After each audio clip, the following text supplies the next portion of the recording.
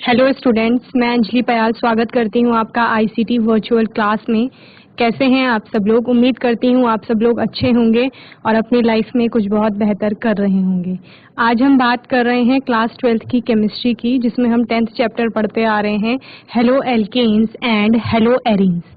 Halo alkanes में हमने alkanes के बारे में पढ़ा था, हेलो एल्केन्स के बारे में पढ़ा था। हमने इनकी क्लासिफिकेशन देखी थी कि कैसे हेलो एल्केन्स को क्लासिफाई किया जाता है।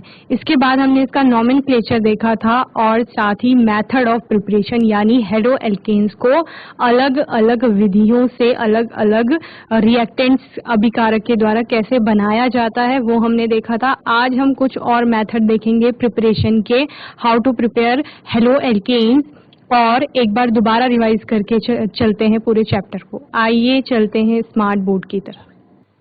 Halo alkanes and haloarenes, जिसमें आपने हेलो एल्केन को देखा कि कोई क्या होगा, आपका एल्काइल होगा पार्ट कोई, और उसमें आप क्या कर देंगे, हेलोजन को ग्रुप 17 के किसी भी एटम को, एलिमेंट को ऐड कर देंगे तो वो आपका क्या हो जाएगा, हेलो एल्केन हो जाएगा, जिसे आप साथ ही एल्किल हैलाइड भी कह रहे हैं। ओके, ये आपका एल्केन है। एल्केन से -H करेंगे, अगर आप -H करेंगे तो क्या बन जाएगा, ये एल्काइल बन जाएगा, ठीक है। और +X करने पर क्या बन जाएगा, एल्किल हैलाइड या आपका हेलो एल्केन बन जाएगा। ओके, क्लासिफिकेशन देखी थी दो तरह से, on the basis of number of halogen atom and hybridization के आधार पर। नंबर ऑफ हेलोजन एटम के आधार पर आपने बोला एक हेलोजन है अगर वहां पर, तो उसको मोनो हेलो एल्केन्स बोलेंगे। अगर आपके पास डाई हेलोजन, मतलब दो आपको हेलोजन एटम दिख रहे हैं वहां पर, तो उसको क्या बोला जाएगा, डाई हेलो एल्केन्स बोला जाएगा। अगर वहां पर 3 हेलोजन एटम आपको दिख रहे हैं तो ट्राई हेलो एल्केन्स बोला जाएगा, या उसके लिए पॉली हेलोजन वर्ड आप यूज करेंगे। Okay, on the basis of hybridization, hybridization के आधार पर आपने बोला या तो sp3 होगा या sp2 होगा, ठीक है। यानी जो कार्बन, जिस कार्बन से आपका हेलोजन एटम जुड़ रहा है वो कार्बन या तो sp3 हाइब्रिडाइज्ड होगा या sp2 होगा। मींस sp3 हाइब्रिडाइज कब होगा, जब वो चारों तरफ से सिंगल बॉन्ड बना रहा होगा, और sp2 हाइब्रिडाइज कब होगा, sp3 हाइब्रिडाइज में आपके चारों ओर से सिंगल बॉन्ड बनेंगे, और sp2 हाइब्रिडाइज में आपके क्या बनेंगे, कोई भी एक साइड से आपका अल्फा कार्बन डबल बॉन्ड बना रहा होगा। ओके, sp3 हाइब्रिडाइज में हमने 3 तरह से देखा, एक आपके होंगे एल्काइल हैलाइड, एक एलाइलिक हैलाइड और बेंजाइलिक हैलाइड। एल्काइल हैलाइड में आपने बोला कि एलिफैटिक चेन होगी, और एलिफैटिक चेन में आपका क्या होगा, हेलोजन एटम जुड़ा हुआ होगा, और ये अल्फा कार्बन आपका sp3 हाइब्रिडाइज्ड होना चाहिए। क्यों? क्योंकि हम क्लासिफिकेशन sp3 की देख रहे हैं। ओके, दूसरा आपका एलाइलिक हैलाइड है, जहां आपने कहा कि अल्फा जो कार्बन है वो तो आपका sp3 होगा, लेकिन जो बीटा आपका कार्बन है वो क्या हो जाएगा, sp2 हाइब्रिडाइज्ड हो जाएगा। यहाँ पर आप रिंग स्ट्रक्चर वाले भी कंपाउंड देखते हैं। ओके, एलाइलिक में, बेंजाइलिक में आपने कहा कि एरोमेटिक रिंग होगी, और एरोमेटिक रिंग में आपका कार्बन जुड़ा हुआ होगा ब्रांच में, और यहाँ पर हेलोजन एटम जुड़ रहा होगा। ओके, एल्काइल हैलाइड को 3 तरह से पढ़ा, एक प्राइमरी एल्काइल हैलाइड, सेकेंडरी और टर्शियरी।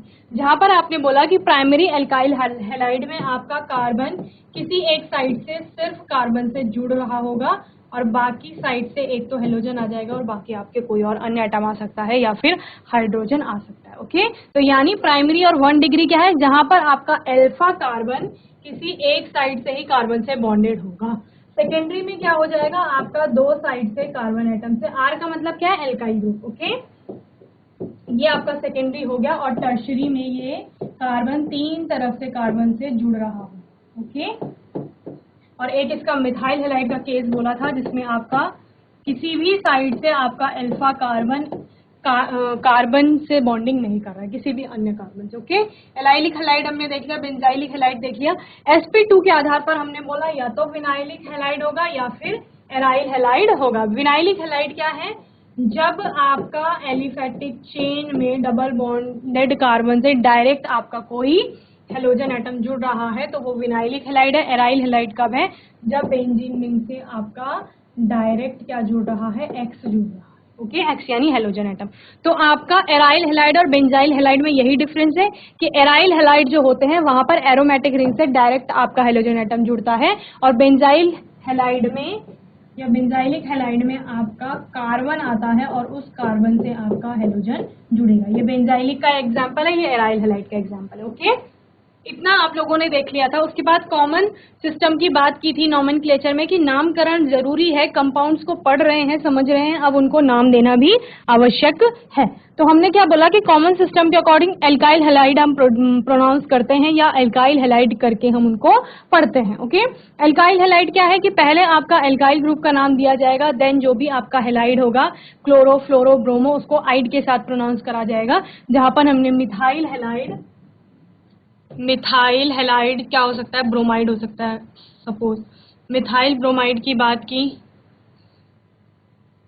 इथाइल आयोडाइड की बात की। ठीक है, तो इस तरह से इनके नाम लिखे जाएंगे। IUPAC हमने बोला कि international union for pure and applied chemistry एक पूरा ऑर्गेनाइजेशन है इंटरनेशनल लेवल पे जो क्या करता है, केमिस्ट्री में जितने भी आपकी थ्योरीज बनेंगी, प्रिंसिपल होगा, कोई किसी नए एलिमेंट की खोज होगी, किसी चीज को डिस्कवर किया जाएगा, तो वो सारा कौन देखता है, यह इंटरनेशनल जो ऑर्गेनाइजेशन है वो देखती है। उसी ने क्या कहा कि आपके जितने भी कंपाउंड्स हैं केमिस्ट्री में उनको नोमेनक्लेचर किया जाएगा इस ऑर्गेनाइजेशन के द्वारा या IUPAC सिस्टम से, जो कि इंटरनेशनल लेवल पे सभी जगह क्या होगा, मान्य होगा केमिस्ट्री में। Okay, according to the IUPAC system the monohalogen derivative of the alkanes are named as halo alkanes.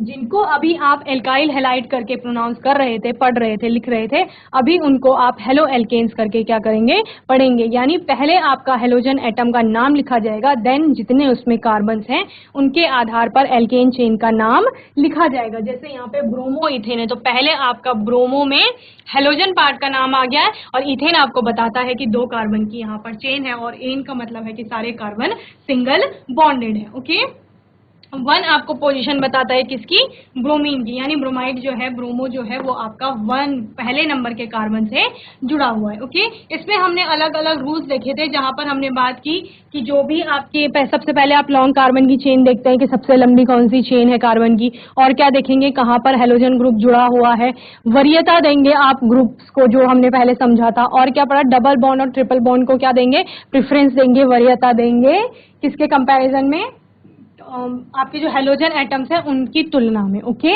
ये सब हमने देखा था और इनके आधार पर हमने बहुत से कंपाउंड का क्या किया था, नोमेनक्लेचर किया था। इसके बाद हमने CX बॉन्ड का नेचर देखा था जहां पर हमने कहा था कि वर्ग में ऊपर से नीचे जाने पर क्या होता है, बॉन्ड लेंथ बढ़ती है। बॉन्ड लेंथ क्यों बढ़ रही है, क्योंकि एटम का जो साइज है वो धीरे धीरे इंक्रीज हो रहा है। क्यों, क्योंकि एटॉमिक नंबर इंक्रीज हो रहा है। ठीक है, फ्लोरीन का एटॉमिक नंबर कम होता है क्लोरीन से, क्लोरीन का ब्रोमीन से कम होता है। सबसे ज्यादा जो एटॉमिक नंबर होता है वो आयोडीन का होता है, तो एटॉमिक साइज भी आयोडीन का सबसे बड़ा होगा। और साइज बड़े होने का मतलब क्या है कि जो बॉन्ड की लेंथ होगी वो भी बढ़ जाएगी। ओके, तो इसीलिए वर्ग में ऊपर से नीचे जाने पर कॉलम में पीरियोडिक टेबल में क्या होता है, एटॉमिक साइज बढ़ता जाता है और फिर उसके बाद ही जब ये क्या बनाते हैं, ये कोई ऐसा हेलो एल्केन बनाएगा तो वहां पर भी बॉन्ड लेंथ बढ़ती जाएगी। ओके, फिर हमने क्या बोला कि बॉन्ड डिसोसिएशन एनर्जी या बॉन्ड एंथैल्पी जो है वो घटती जाएगी। क्यों, क्योंकि बॉन्ड का साइज बढ़ गया है ना।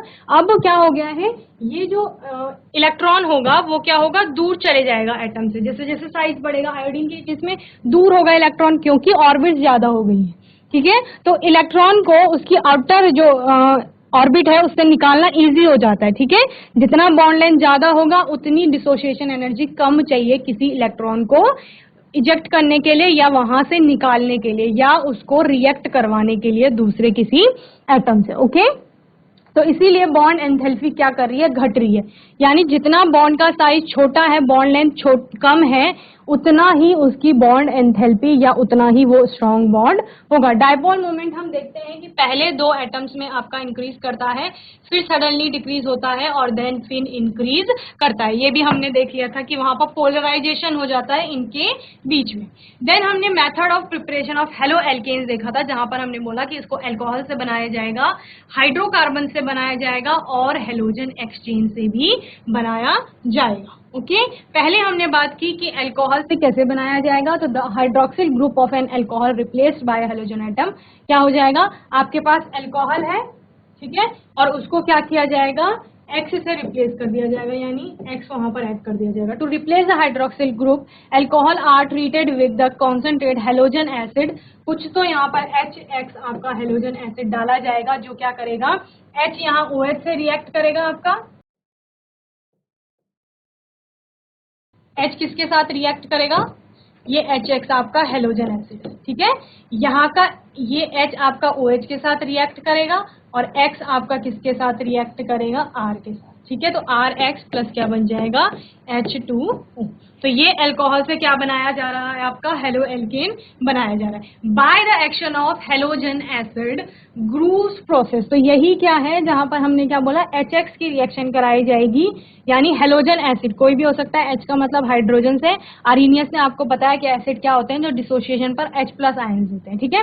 तो HX का डिसोसिएशन होगा तो क्या होगा, H का तो पॉजिटिव निकलेगा, ठीक है, H का पॉजिटिव निकलता है और X का क्या निकलेगा, निगेटिव निकलेगा, ओके। तो यहाँ पर R आपका X से वो करेगा, बॉन्ड बनाएगा, क्योंकि यहाँ पर अगर इसका डिसोसिएशन होता है तो OH का निगेटिव निकलेगा और R का पॉजिटिव। तो पॉजिटिव किससे रिएक्ट करेगा या किससे जुड़ेगा, निगेटिव से, और निगेटिव पॉजिटिव से जुड़ेगा। तो RX प्लस H2O आपका बनता है, ठीक है। फिर हम कहते हैं कि reaction of 1 degree and 2 degree alcohols with HX are carried out in the presence of anhydrous ZnCl2। हमने क्या देखा था कि 1 डिग्री और 2 डिग्री अल्कोहल्स क्या बनाते हैं, लेस स्टेबल 1 डिग्री और 2 डिग्री कार्बोकैटायंस बनाते हैं। और लेस स्टेबल होने का मतलब क्या है, उनको जरूरत है किसी और किसकी, आपके एक ऐसी स्टेज आनी चाहिए ना बीच में, इंटरमीडिएट ऐसा बनना चाहिए जो कि कैसा होगा, स्टेबल होगा। तो हम क्या बोले, 1 डिग्री एंड 2 डिग्री आपके कार्बोकैटायंस बनेंगे जो लेस स्टेबल होंगे। रिएक्शन तब कैरी फॉरवर्ड होती है जबकि रिएक्शन स्टेबिलिटी की तरफ को बढ़ रही हो, ठीक है। तो यहाँ पर स्टेबिलिटी नहीं आ रही है, तो स्टेबिलिटी आने के लिए ZnCl2 डाला जाता है, या आप कहते हैं कि 1 डिग्री और 2 डिग्री अल्कोहल इजीली क्या नहीं करते, रिएक्ट नहीं करते, इसीलिए पोलराइजेशन के लिए ZnCl2 वहां पर ऐड किया जाता है। तो 1 डिग्री आपके जो है वहां पर ZnCl2 डाला जाएगा, 2 डिग्री में भी आपका क्या डाला जाएगा, ZnCl2 डाला जाएगा, okay. Help in cleavage of CO bond, ठीक है। तो यानी CO बॉन्ड को ब्रेक करने के लिए क्या किया जाएगा, ZnCl2 डाला जाएगा। तो आपका ROH यहाँ पर लिखा गया है, ठीक है। जब CO बॉन्ड की बात की तो CO कौन सा है, ये R का मतलब है एल्काइल ग्रुप। तो यानी यहाँ पर कुछ भी हो सकता है, CH3 हो सकता है और CH3CH2 हो सकता है, ठीक है, और उसके बाद OH हो सकता है, ऐसे। तो कार्बन और ऑक्सीजन के बीच में बॉन्ड होगा, ठीक है। तो इसी को क्या करना है, तोड़ना है, ब्रेक करना है, ठीक है। और इसको ब्रेक करने के बाद वहां पर क्या करना है, हेलोजन एसिड के X को क्या करेंगे, अटैच कराना है, या वहां पर उसको रिएक्ट करवाना है, ठीक है। तो इतना आपको समझ में आ गया कि 1 डिग्री और 2 डिग्री, क्योंकि लेस स्टेबल क्या बना रहे हैं, आपके कार्बोकैटायंस बना रहे हैं 1 डिग्री 2 डिग्री, इसीलिए ZnCl2 को वहां पर ऐड किया जा रहा है, ठीक है। देन 3 डिग्री अल्कोहल्स जो आपके होते हैं वो 3 डिग्री कार्बोकैटायन बनाते हैं, जो कि कैसे होते हैं, स्टेबल होते हैं, इसीलिए वहां पर ZnCl2 नहीं डाला जाता है। Constant boiling with HBr 48% is use for preparing alkyl bromide. यहाँ पे एल्काइल ब्रोमाइड की फॉर्मेशन बताई गई है, जिसके लिए 48% HBr का यूज किया जा रहा है, okay. Then preparation of haloalkanes from alcohols. Alkyl bromide can also be prepared by the action of concentrate H2SO4 and NaBr on alcohol. क्या किया जा रहा है, आपका जो अल्कोहल है उसमें NaBr और H2SO4 जो कि कॉन्सेंट्रेट है उसको डाला जा रहा है, और क्या मिल रहा है आपको, RBr। ये क्या है आपका, हेलो एल्केन होगा, और NaHSO4 प्लस H2O आपको मिल रहा है। Good yields of Ri may be obtained by heating of alcohols with NaI और Ki in 95% phosphoric acid। 95% phosphoric acid के साथ अगर आप NaI और Ki की प्रेजेंस में क्या करेंगे, अल्कोहल्स को हीट करते हैं, तो आपको क्या मिल जाता है, आयोडाइड, एल्काइल आयोडाइड्स मिल जाते हैं, ओके। इतना आपने पढ़ लिया था। देन हमने क्या पढ़ा था, order of reactivity of halogen acids with alcohol. ये कहाँ से आया है, ये आपके बॉन्ड लेंथ से आया है। आपको याद है हमने बोला HI की बॉन्ड लेंथ सबसे ज्यादा है, तो जिसकी बॉन्ड लेंथ ज्यादा होगी, यानी वो, ये अगर न्यूक्लियस आपका सेंटर पॉइंट है, न्यूक्लियस है अगर ये एटम का, ठीक है, और ये इसकी बॉन्ड लेंथ है, तो जो चीज न्यूक्लियस से जितनी दूर होगी, ठीक है, इलेक्ट्रॉन अगर न्यूक्लियस से दूर है तो उस बॉन्ड को तोड़ना उतना इजी हो जाता है, ठीक है। और ये HI का हो गया आपका। अगर हम HF की बात करें तो ये न्यूक्लियस के पास में है, इसकी बॉन्ड लेंथ कम है, तो यहाँ पर ये जो बॉन्ड फॉर्म हो रहा है ये स्ट्रॉन्ग होगा as compare to this, okay.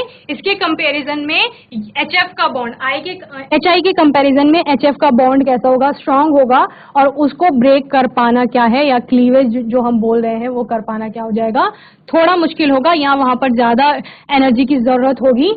इसीलिए रिएक्टिविटी ऑर्डर कैसा जा रहा है कि HI की रिएक्टिविटी ज्यादा है HF से, ठीक है, ये डिक्रीजिंग ऑर्डर जा रहा है आपका, ठीक है। सबसे ज्यादा HI की होगी, देन HBr की, देन HCl की, और सबसे कम होगी HF की, ओके। तो क्या बता रहा है कि बॉन्ड साइज आपका बॉन्ड लेंथ बढ़ गई है, इस वजह से रिएक्टिविटी भी क्या हो रही है, अफेक्ट हो रही है, यानी इजी है अब बॉन्ड को तोड़ना। रिएक्शन कराने का मतलब क्या है, बॉन्ड को तोड़ना। जब ये अपना पुराना बॉन्ड तोड़ेगा तभी तो ये नया बॉन्ड फॉर्म करेगा, ठीक है। HX जहां पर हम बोल रहे थे तो वहां पे HCl हो सकता है, तो HCl का बॉन्ड तोड़ना अगर मुश्किल है तो इसलिए इसकी रिएक्शन करवाना भी क्या हो जाएगा, मुश्किल हो जाएगा, ठीक है।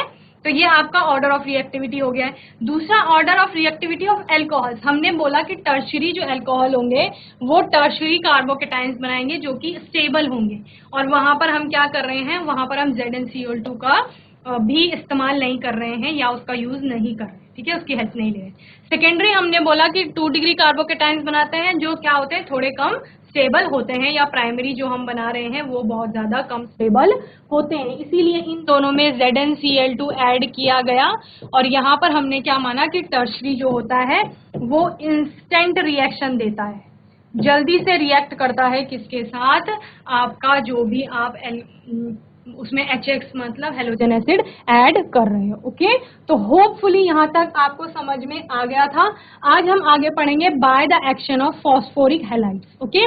फॉस्फोरिक हैलाइड आपका क्या है, फॉस्फोरस के साथ आपका कोई भी हैलाइड या हेलोजन जुड़ा हुआ होगा तो उसकी रिएक्शन आप कराएंगे, और उसकी रिएक्शन करवाने पर आपको क्या मिलेगा, RH यानी एल्काइल हैलाइड हेलो एल्केन्स मिलेंगे। तो आपका जो फॉस्फोरिक एसिड है ये दो तरह से होता है, एक होता है आपका PX3 और दूसरा होता है PX5। X को समझ लीजिए, R आपका जहां भी आता है वो एल्काइल ग्रुप है, X जहां पर भी आएगा आपका वो हेलोजन के लिए आ रहा है, तो वो कुछ भी हो सकता है, ठीक है। पहला है प्रिपरेशन ऑफ एल्काइल हैलाइड, जहां आपने 3ROH प्लस PCl3 किया। PCl3 का मतलब PX3 की प्रेजेंस में ये रिएक्शन हो रही है, तो यहाँ पर क्या बनता है, H3PO3 यानी फॉस्फोरिक एसिड तो आपका बनेगा ही बनेगा, और साथ में आपका 3RCl यानी ये हेलो एल्केन बन रहा है, ओके। तो क्या किया, PCl3 से रिएक्शन कराई, ओके।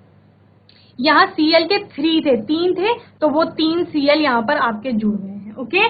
R आपके यहाँ 3 थे तो वो R आपके यहाँ जुड़ गए हैं। यहाँ पर पॉजिटिव आया होगा, ये नेगेटिव आया होगा, ये आपका आया होगा पॉजिटिव, और ये आया होगा नेगेटिव। तो नेगेटिव ने पॉजिटिव से रिएक्ट किया और यहाँ भी नेगेटिव ने पॉजिटिव से रिएक्ट किया, ओके। तो आपका यह बन गया 3RCl प्लस H3PO3, ओके।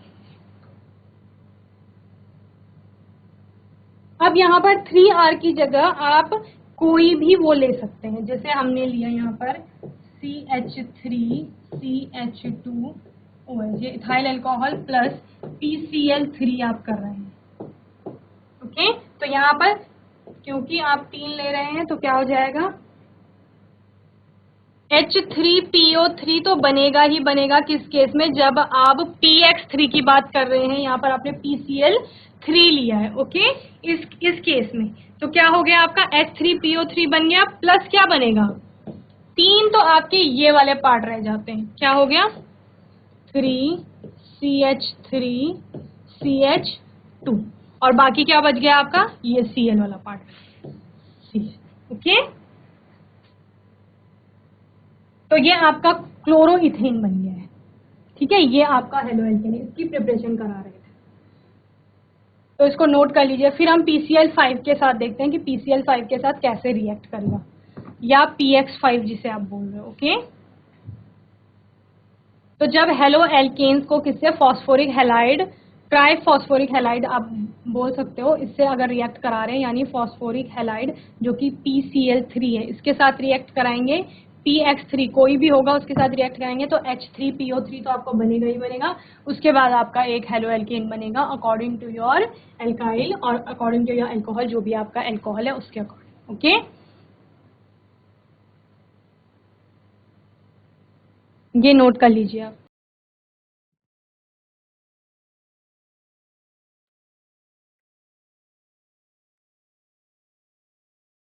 तो यहाँ हमने किसकी देखी, PCl3 या PX3 जिसे आप कह रहे हैं, उसकी रिएक्शन देखी। ठीक है,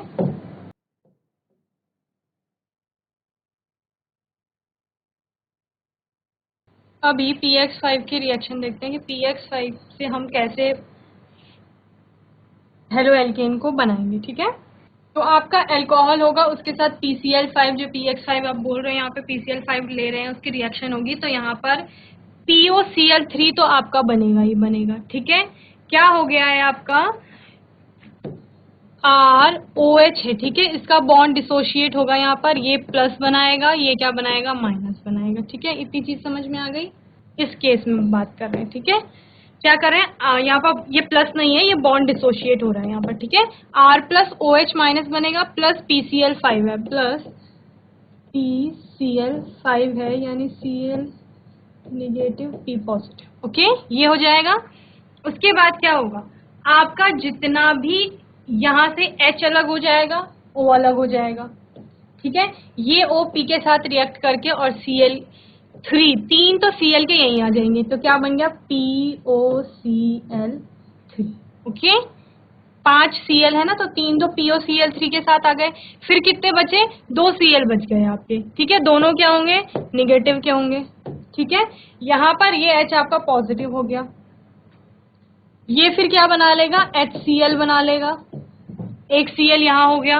अब एक और Cl बच गया है जो R के पॉजिटिव के साथ रिएक्ट करेगा और क्या बना लेगा, RCl बना लेगा। ठीक है, तो ये आपके क्या हो जाएंगे, प्रोडक्ट हो जाएंगे। ओके, तो क्या बना, RCl बना, POCl3 बना और HCl बना। ओके, तो यानी जब आपने PCl3 के साथ या PX3 के साथ रिएक्शन करवाई तब H3PO3 बनेगा ही बनेगा। ठीक है, और दूसरा जब क्या करेंगे, आप PCl5 या PX5 के साथ रिएक्ट कराएंगे तो POCl3 आपका बनेगा ही बनेगा। ओके, साथ में HX बनेगा एक, यहाँ पे Cl लिया था तो HCl हो गया, और बाकी आपका RX या Cl के केस में RCl बन जाएगा। ओके, इसको भी नोट कर लीजिए जल्दी से, फिर हम आगे देखते हैं।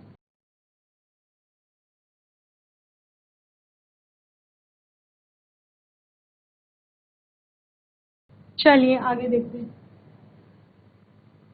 हेलो एल्केन्स फ्रॉम अल्कोहल में हमने लास्ट देखा था थायोनिल क्लोराइड SOCl2 के साथ जब रिएक्शन होगी तो क्या बनेगा। ओके, तो SOCl2 के साथ जब रिएक्शन होती है तो यहाँ देखो, यहाँ SO आपका ऑलरेडी है, यहाँ आपका ये O इस SO से रिएक्ट करता है और क्या बना देता है, SO2 गैस बना देगा। ठीक है, फिर आप क्या बचा, 2 Cl बचे। 2 Cl कैसे बनते हैं, इनका बॉन्ड जो होता है इस तरह से अलग अलग हो जाता है और दोनों में क्या आ जाता है, आपका फ्री रेडिकल्स बन जाएंगे। ठीक है, या आप क्या बोलेंगे, वहां पर वैलेंसी आ जाएगी, तो फिर Cl क्या करेगा, रिएक्ट करेगा। अब 2 Cl हो गए तो दोनों रिएक्ट करेंगे, तो एक आपका किसके साथ रिएक्ट करता है, R के साथ, और दूसरा रिएक्ट करता है H के साथ, तो RCl बनता है और HCl बनता है। HCl भी आपकी गैस के फॉर्म में निकल जाता है और क्या रह जाता है, RCl रह जाता है। ठीक है, RCl रह गया, तो यानी आपको बहुत अच्छे तरीके से हेलो एल्केन मिल गया है, क्योंकि दोनों गैस है, दोनों तो क्या हो जाएंगी, बाहर निकल जाएंगी प्रोडक्शन पे जब आपका हेलो एल्केन प्रोड्यूस होगा। ठीक है, since thionyl chloride method give almost pure alkyl chloride. ठीक है, ऑलमोस्ट प्योर एल्काइल क्लोराइड का मतलब क्या है कि जो दो अलग प्रोडक्ट बन रहे हैं वो दोनों गैसेस फॉर्म में मिल रहे हैं, तो वो तो बाहर निकल जाएंगे। So it is preferred over the other method for the preparation of the alkyl chloride. तो जितने भी मेथड्स हम पढ़ेंगे उनमें सबसे अच्छा मेथड कौन सा होता है, थायोनिल क्लोराइड से जब क्या बनाया जाता है, हेलो एल्केन बनाया जाता है, या हम बोलते हैं अल्कोहल की रिएक्शन जब थायोनिल क्लोराइड से बनाई जाती है तो उस केस में आपको क्या मिलते हैं, प्योर एल्काइल हैलाइड्स या एल्काइल क्लोराइड आपको मिलता है। ओके, तो इसको भी नोट कर लीजिए जल्दी से।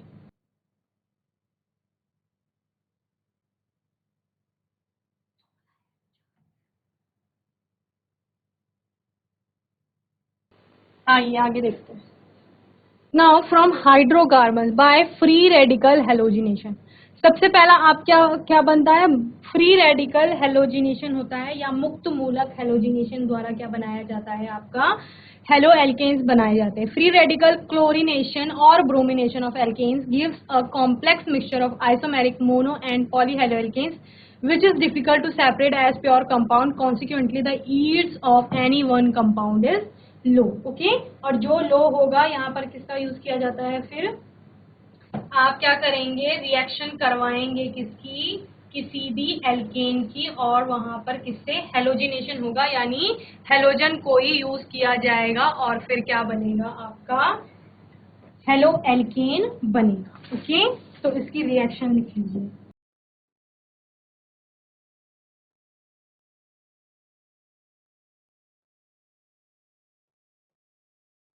ये आपका क्या हो गया, एल्केन हो गया।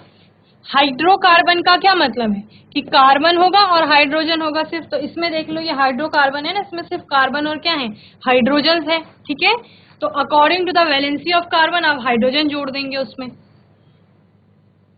इसको रिएक्ट, क्योंकि हेलोजिनेशन हो रहा है तो यहाँ पर हम क्लोरीन ले रहे हैं, यूवी लाइट की प्रेजेंस पे इसको टेम्परेचर दिया जा रहा है, हीट कर रहे हैं, तो क्या बनेगा आपका,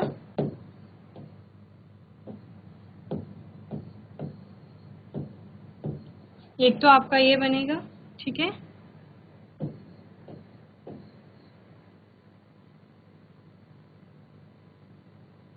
प्लस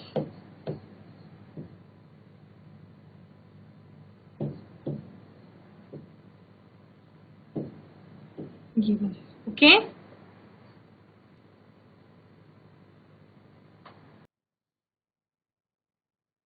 तो हाइड्रोकार्बन से आप जब बनाएंगे तो पहला आपका फ्री रेडिकल से बन गया है, आगे आप किससे बनाएंगे फिर, हाइड्रोकार्बन में पहले एल्केन से हुआ है ये फ्री रेडिकल हेलोजिनेशन एल्केन का। ओके, इसके बाद आप एल्कीन्स का देखेंगे। ओके, जहां पर डबल बॉन्ड आएंगे, और फिर आप देखेंगे हेलोजन के संयोजन द्वारा तीसरा जो आपका आएगा। ओके, तो लास्ट के जो दो होंगे वो आपके एल्कीन्स के ही क्या हो जाएंगे, पार्ट हो जाएंगे। ओके, फ्रॉम हाइड्रोकार्बन हाइड्रोकार्बन से आप क्या बना रहे हैं, ये हाइड्रोकार्बन आपका कुछ भी हो सकता है, CH4 हो सकता है, मीथेन हो गया, और C2H6 हो सकता है, इथेन। ओके, जब आप एल्केन्स की बात करें, और हाइड्रोकार्बन तो आपका कुछ भी हो सकता है, डबल बॉन्ड में भी हो सकता है, ट्रिपल बॉन्ड में भी हो सकता है। ओके, तो होपफुली आपको इतना समझ में आ गया होगा। अगर आपके कोई भी डाउट्स हैं अभी भी, तो आप वो क्या कर सकते हैं, पूछ सकते हैं। ओके, तो बच्चों आज हमने हेलो एल्केन्स और हेलो एरीन्स में कुछ और मेथड देखे प्रिपरेशन के, कि हेलो एल्केन्स को किन किन मेथड से और बनाया जा सकता है। ठीक है, अभी हम इसके बाद हाइड्रोकार्बन जो हमारा स्टार्ट हुआ है, नेक्स्ट सेशन में इसी को आगे कंटिन्यू करेंगे। तब तक के लिए अगर आपके पास कोई भी डाउट है, आपका कोई क्वेश्चन है, तो वो आप हमसे पूछ सकते हैं। ओके, ICT वर्चुअल क्लास से जुड़ने के लिए धन्यवाद।